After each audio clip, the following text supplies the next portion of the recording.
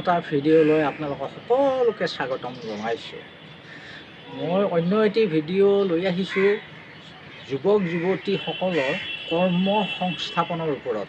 ভিডিঅ'টো প্ৰথমৰ পৰা আৰম্ভ কৰি শেষলৈকে যাতে চায়, লগতে মোৰ চেনেলটো ছাবস্ক্ৰাইব কৰি দিব, যাতে মই নতুন নতুন ভিডিঅ' আপোনালোকৰ মাজলৈ লৈ আহিবলৈ উৎসাহ পাওঁ। যিসকল যুৱক যুৱতীয়ে শিক্ষা সমাপ্ত কৰিছে বা যিসকলে আধাতে এৰি দিলে বা সমাপ্ত কৰিলে, তেখেতসকলে ঘৰত বহি নাথাকি তেওঁলোকে যিকোনো কৰ্মত ব্ৰতী হওক, উদ্যোগে হওক, যিকোনো ফাৰ্মে হওক, তেওঁলোকে তাত নিয়োজিত হৈ নিজে স্থাপন কৰক, কৰি আনকো তেওঁ আৰ্হি দেখুওৱাৰ লগতে উৎসাহিত কৰক। নহ'লে সময় গৈ থাকে, এদিন তেওঁ অনুতপ্ত হ'ব যে মই ইমান দিন কিয় বহি থাকিলোঁ। বৰ্তমান অনুতপ্ত নহয়, পিছত অনুতপ্ত হ'ব। মই এইটো কোৱা নাই, মই আদেশ দিয়া নাই, মই অনুৰোধহে কৰিছোঁ।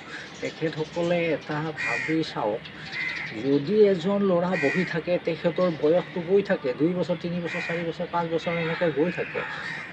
তেখেতে চাকৰিৰ কাৰণেও লাগি থাকে, কৰ্মটো ব্যস্ত হৈ থাকক, তেওঁৰ মনটো ভালে থাকিব, স্বাস্থ্যটো ভালে থাকিব।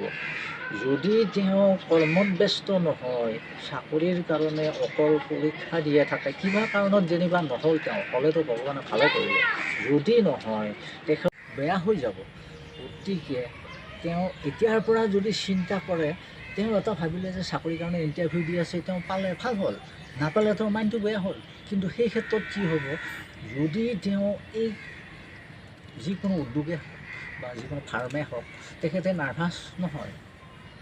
কিয়নো তেওঁ ইণ্টাৰভিউ দিছিলে নাপালে, পৰীক্ষা দিছিলে ফেইল কৰিলে নাপালে, একো নাই, যিহেতু তেওঁৰ এটা কৰ্ম সংস্থাপন অলৰেডি আছে।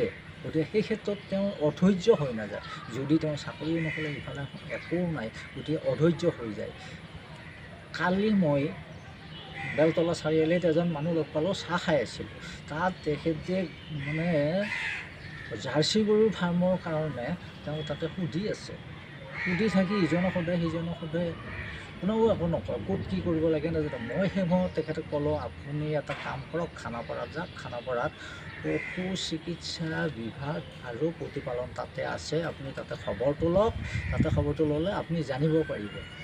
তেখেতে মোৰ ফোন নাম্বাৰটো লৈ গ'ল, মই তেখেতক ফোন কৰি আছে, মই তেখেতক জনাই দিলোঁ, ঠিক আছে অমুকত যায় 6, তাতে নামি দেখিব ATM দুটা আছে ষ্টেট বেংকৰ, তাৰে কাষত পশুপালন আৰু পশু চিকিৎসা বিভাগ আছে, তাতে সোমাই আপুনি খবৰ লওক। ঠিক আছে, তেওঁ গ'ল, তাতে খবৰ ল'লে। পিছত মোক ফোন কৰিলে, বোলে দাদা মই আপোনাৰ মতে আহিলোঁ আৰু কথা হ'লোঁ, মই গোটেইখিনি বুজি পালোঁ। গতিকে এই ক্ষেত্ৰত আমাৰ যিসকল যুৱক যুৱতী আছে, কোনো সম্যক জ্ঞান নাই। এখন ব্ৰইলাৰ ফাৰ্ম কৰিব লাগিলে তেওঁ ক'ত যাব, কি কৰিব, একো উপায় দিহায়ে নাপায়। বহুতে তেনেকুৱা মানে ভাবি আছে কিবা এখন ফাৰ্ম কৰিম বা কিবা এটা উদ্যোগ কৰিম। এই ক্ষেত্ৰত আমাৰ কোনো অভিজ্ঞতা নাই, আমাৰ যুৱক যুৱতীসকলৰ কোনো অভিজ্ঞতা নাই। যদি বিভাগীয় বিষয়াসকলে যিকোনো অনুষ্ঠান প্ৰতিষ্ঠান বা যিকোনো বিভাগতে আহি তেওঁলোকে সভা সমিতি পাতি বহলভাৱে প্ৰচাৰ কৰে বা বুজাই দিয়ে, এনেকৈ গ'লে উটি হ'ব, তেনেকৈ গ'লে জাৰ্চি গৰু মানে ফাৰ্ম কৰিব পাৰিব, ব্ৰইলাৰ ফাৰ্ম কৰিব পাৰিব, কেনেকৈ মানে হেৰি কৰি গোটেইবিলাক কৰিব লাগে, গোটেই কথাখিনি তেওঁলোকে বুজি পাব। গতিকে আমাৰ যি বিভাগীয় আছে, যেনে উদ্যোগ বিভাগ আছে, পশুপালন বিভাগ আছে, মীন বিভাগ আছে, বয়ন বিভাগ আছে, তেওঁলোকে যদি আহি বিস্তাৰিতভাৱে বহলাই বুজাই কয়, তেনেহ'লে আমাৰ যুৱক যুৱতীসকলে নিশ্চয় আগবাঢ়ি আহিব।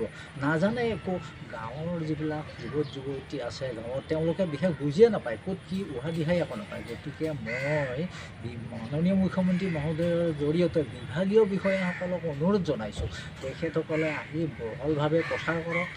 যেনেকৈ মিছন বসুন্ধৰাটোত প্ৰচাৰ কৰিছিলে, চাৰ্কল অফিচাৰে প্ৰত্যেক পঞ্চায়তত আহি প্ৰচাৰ কৰিছিলে, ঠিক তেনেকৈ তেওঁলোকে প্ৰচাৰ কৰক যে অমুকটো কৰিলে অমুক হ'ব, তমুকটো কৰিলে, এনেকৈ বুজাই দিয়ক। বুজাই দিয়াৰ পিছত যিসকল যুৱক যুৱতী আছে তেওঁলোকে উদ্যোগ বা ফাৰ্ম কৰিবৰ কাৰণে নিশ্চয় আগবাঢ়ি আহিব।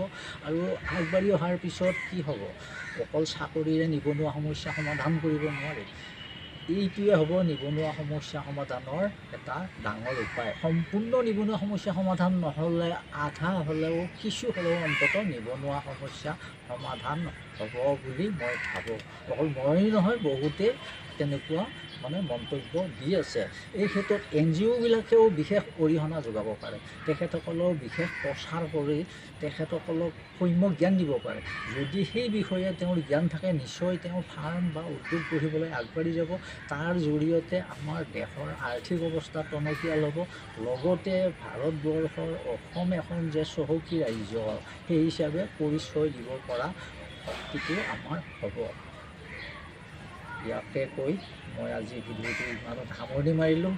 আকৌ নতুন এটি ভিডিঅ' লৈ পুনৰ আপোনালোকৰ মাজত অহাৰ প্ৰতিশ্ৰুতিৰে মই বিদায় মাগিছোঁ। মোৰ চেনেলটো ছাবস্ক্ৰাইব কৰি দিব বুলি আশা ৰাখিলোঁ। নমস্কাৰ।